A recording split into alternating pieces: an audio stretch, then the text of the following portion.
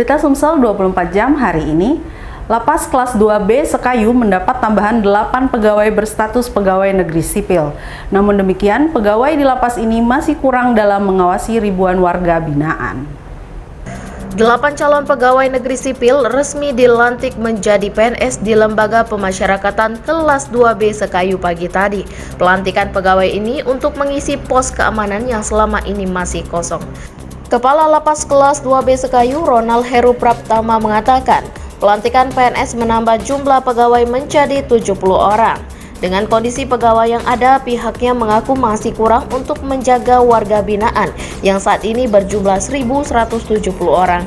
Namun demikian, pihaknya memastikan tetap menjalankan tugas sesuai dengan standar operasional prosedur, mulai dari penjagaan di pos hingga pengawasan di setiap blok. Khusus untuk pegawai baru yang baru dilantik diharapkan mampu bekerja dengan baik dan profesional dengan mentaati berbagai aturan yang telah ditetapkan. CPNS diangkat menjadi PNS sebanyak 8 orang.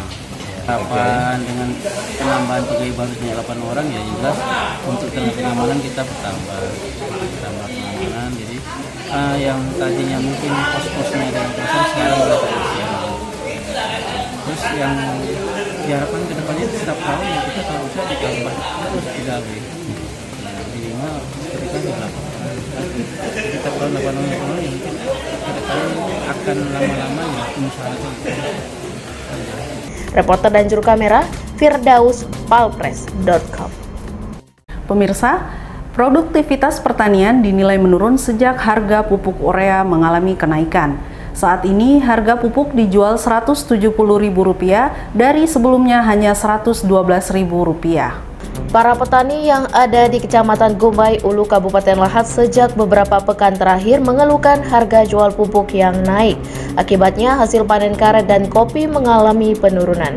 Ketua Forum Kades Kecamatan Gumbai, Ulu, Kabupaten Lahat, Ruismanto mengatakan, harga pupuk urea saat ini mengalami kenaikan dari sebelumnya dijual seharga Rp112.000 menjadi Rp170.000 per karung.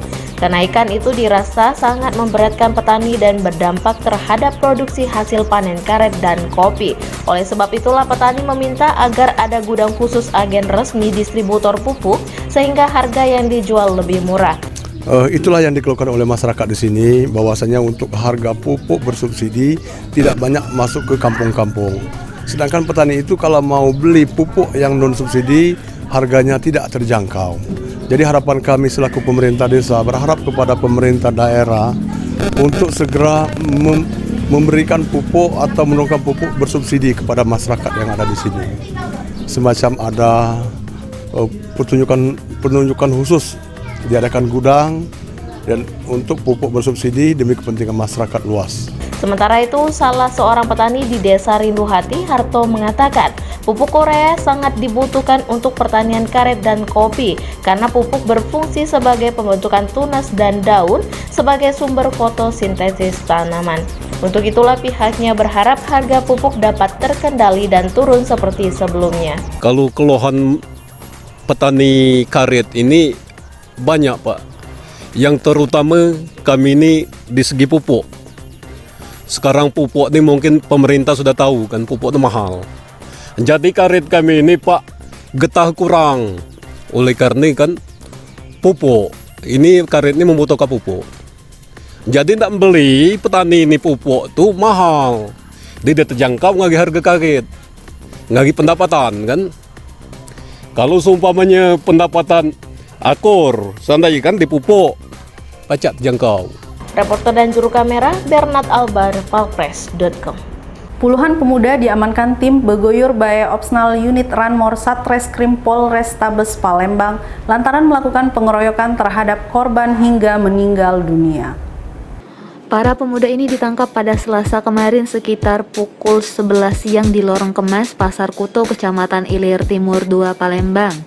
Mereka digelandang ke Mapolrestabes Palembang untuk menjalani pemeriksaan lebih lanjut.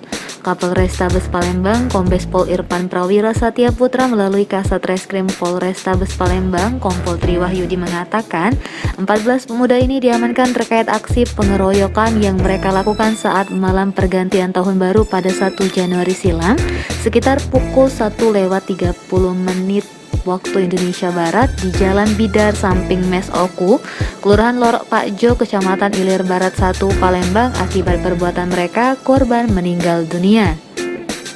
Alhamdulillah nih mengamankan ada 14 mungkin yang lainnya ada masih bisa bawa lagi di sini. Alhamdulillah dengan baik kami dapat. Untuk kejadian sendiri, kejadian itu tanggal 1 hari Sabtu sekitar 1.15 pas tahun baru ya, bukannya ini kejadian di Lorok Pakjo di dekat Mes Oku kemudian dan mengakibatkan korban meninggal dunia. Kompol Tri mengatakan, ke-14 orang ini sudah mengakui perbuatannya dan kasus ini akan didalami lagi. Sementara untuk motifnya, saat kejadian mereka melihat kedua korban hendak membegal pasangan yang sedang mengendarai motor. Saat ditegur, korban tidak jadi membegal dan langsung pergi. Namun saat rombongan pemuda ini melintas di tempat kejadian perkara, kedua pelaku atau korban langsung menyerang dengan senjata tajam jenis parang. Untuk motif sendiri, kalau keterangan dari mereka, ini mereka tadinya yang mau dibegal istilahnya, tapi dibela, malah si korban yang meninggal ini yang pelaku istilahnya. Cuman kita akan dalami lagi, semua kan kita akan sesuaikan dengan saksi keterangan yang ada di TKP. Nanti kita cek betul dan kita akan tegas, kita akan proses adil lagi. Korban M. Haidil Fikri, warga lorong Masjid Jami, Kelurahan Pelaju Ilir, Kecamatan Pelaju, Palembang, lantas melaporkan kejadian ke Polsek Ilir Barat 1, Palembang. Korban tewas akibat luka tusukan senjata tajam di bagian belakang telinga sebelah kiri, di bagian punggung, leher belakang, dan lengan kiri. Reporter dan juru kamera Kurniawan, palpres.com. Berita terakhir Sumsel 24 jam hari ini. Ulah ketiga sekawan ini sungguh kelewatan.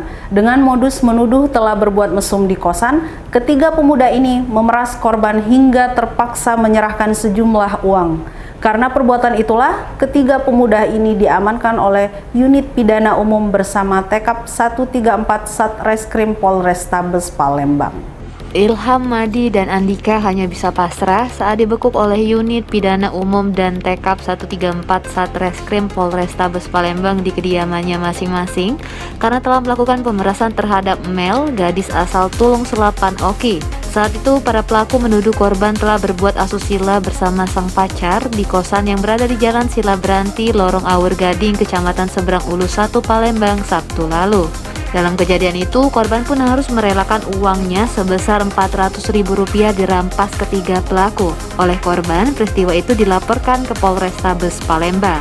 Kapolrestabes Palembang Kombes Pol Irfan Prawira Satyaputra melalui Kasat Reskrim Kompol Tri Wahyudi mengatakan, para pelaku ini menuduh korban akan melakukan perbuatan mesum dengan temannya saat itu menginap di tempat kejadian perkara. Padahal korban sudah meminta izin kepada ibu kos bahwa saksi menginap di kosannya. Selain mengamankan pelaku, menurut Kapolrestabes, pihaknya juga turut mengamankan uang tunai Rp400.000 hasil dari pemerasan. Atas ulah, para pelaku terancam hukuman penjara di atas 5 tahun penjara. Palembang, khususnya unit Pidum Opsnal, kemarin berhasil mengamankan 3 orang pelaku. Kita jerat pasalnya 365, ancamannya 5 tahun. Dengan modus dia menuduh korban ini berbuat mesum sehingga dibuat minta uang damai 400.000, tapi pada saat korban mengeluarkan dompet, uangnya itu langsung diambil dan diancam langsung melarikan diri bertiga. Alhamdulillah berhasil kita amankan. Untuk Subpidum selanjutnya kita dalami perkaranya dan kita proses tuntas perkara tersebut. Reporter dan juru kamera Kurniawan, palpres.com. Demikianlah berita Sumsel 24 jam hari ini.